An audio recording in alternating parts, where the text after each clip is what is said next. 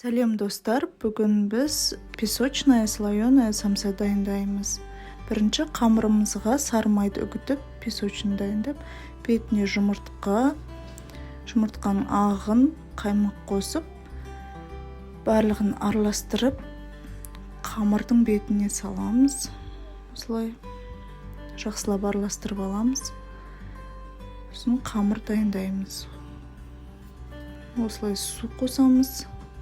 Қамырымызды осылай пакетке салып, жарты сағатқа холодильникке қоямыз. Етімізді дайындаймыз. Фаршымызды дайындап аламыз осылай.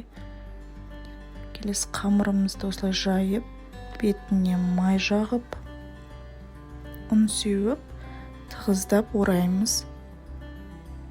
Жақсылап орап, пакетке салып, жарты сағатқа морозильникке саламыз.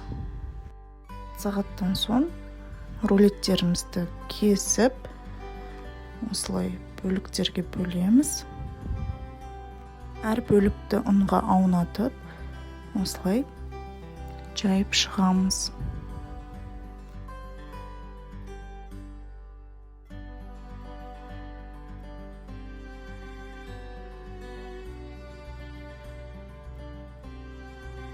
Ішіне фарш салып, осылай әдемілеп бүгеміз.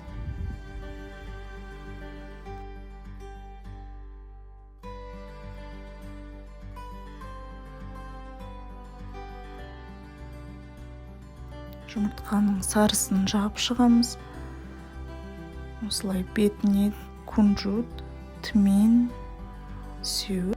Самсамызды 190-200 градуста 20-25 минуттай пісіріп аламыз. Достар, каналыма тіркеліп қойыңыздар. Алда осындай оригинал, керемет видеолар шығатын болады.